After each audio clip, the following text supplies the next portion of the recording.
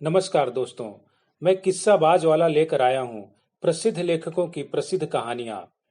दोस्तों, अगर हमारी कहानी आपको पसंद आए तो इसे लाइक, सब्सक्राइब और शेयर जरूर करें। तो आइए इसी कड़ी में शुरू करते हैं हम आज की कहानी। कहानी का शीर्षक है गांधी जी की शॉल। 4 दिन हो गए पर शॉल का पता नहीं लगा। सेवक जी ने रेलवे स्टेशन पर पूछताछ की।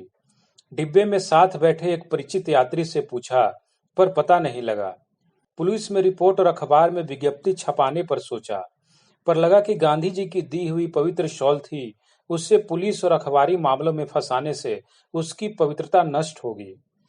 कोई चाबियों का गुच्छा या सूटकेस तो था नहीं, पूज्य गांधी जी की शॉल थी। सेवक जी हर दिन की तरह दरवाजे पर कुर्सी लगाकर बैठे थे, शून्य में देख रहे थे। सड़क पर कितने ही परिचित निकल गए, सेवक जी ने किसी को नहीं बुलाया। और दिन होता तो वे परिचित को देखते ही वहीं से बैठे बैठे जय हिंद उछाल कर उसे रोकते। बड़ी चौड़ी मुस्कान से जाते, उसका हाथ पकड़ लेते और घोर आत्मीयता से कहते, ऐसे नहीं हो सकता, आप बिना चाय के नहीं जा सकते।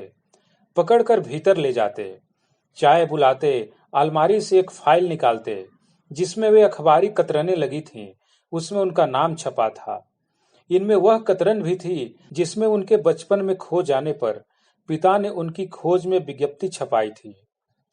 एक एक कर सब कतरने वे बताते और बीच बीच में अपनी राष्ट्र समाज सेवाओं का उल्लेख करते जाते। वे बताते कि किस सन में किस नेता के साथ जेल में थे। परिचित उठने का उपक्रम करता तो सेवक जी आग्रह से उसका हाथ पकड़कर कहते, बस 1 मिनट और। मैं आपको अपने जीवन की सबसे मूल्यवान, सबसे पवित्र वस्तु बतलाता हूँ। अलमारी में से तह की हुई एक हल्के नीले रंग की शॉल निकालते और आरती के थाल की तरह सामने करके भाव विभोर हो कहते, यह शॉल मुझे पूज्य गांधी जी ने दी थी। मेरे विवाह में वे स्वयं आशीर्वाद देने आए थे। हम दोनों के सिरों पर हाथ रखकर हमसे बोले, तू मेरा बेटा नहीं, यह मेरी बेटी है। खिलखिलाकर हंस पड़े बापू और यह शॉल हम दोनों को ओढ़ा दी। आज वे नहीं है। वे आंख बंद कर लेते और भाव में तल्लीन हो जाते। परिचित अगर समझदार होता तो इस स्थिति का लाभ उठाकर बिना जय हिंद किए ही झटपट निकल भागता। कोई परिचित उस सड़क के बिना, उन कतरनों और उस शॉल को देखे बिना नहीं निकल सकता था। आज 4 दिनों से लोग बेखटके निकल रहे थे। सेवक जी उन्हें नहीं छेड़ते थे। सोचते, उस घर में अब किसको क्या बुलाएं जिसकी श्री ही चली गई है। टाउन हॉल में शाम को सभा की घोषणा करता हुआ लाउड स्पीकर लगा तांगा निकला।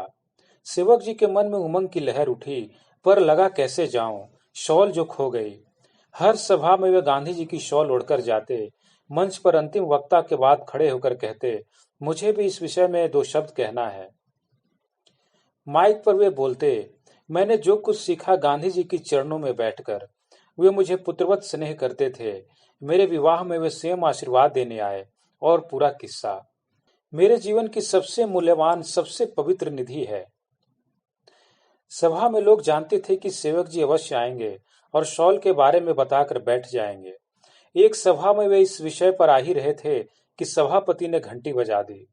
हड़बड़ाकर बैठने लगे। तभी किसी मस्खरे ने आवाज लगाई, सेवक जी, आप शॉल के बारे में बताना भूल गए। लोग हंस पड़े, पर सेवक जी ने सहज भाव से कहा, जब प्रसंग उठाया ही गया है तो बताना मेरा धर्म है। और फिर पूरा वाकया। सेवक जी उस पीढ़ी के थे जिसने जवानी के आरंभ में सोच लिया था कि जीवन भर देश की स्वतंत्रता के लिए संग्राम करेंगे।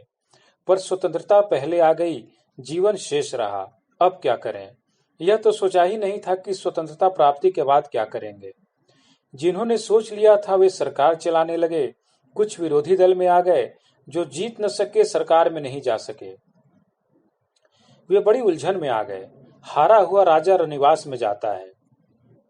सेवक जी अध्यात्म में आ गए, पर वहां मन नहीं लगा। वे लौट आए, पर अब क्या करें? वे पूरे जोर से सोच रहे थे। शॉल जीवन की शक्ति ले गई। किस लिए जिए? जिए तो करें क्या? ऐसे जीने से मर जाना अच्छा। एक विचार उनके मन में सहसा आया और उसके आवेग से उठ खड़े हुए।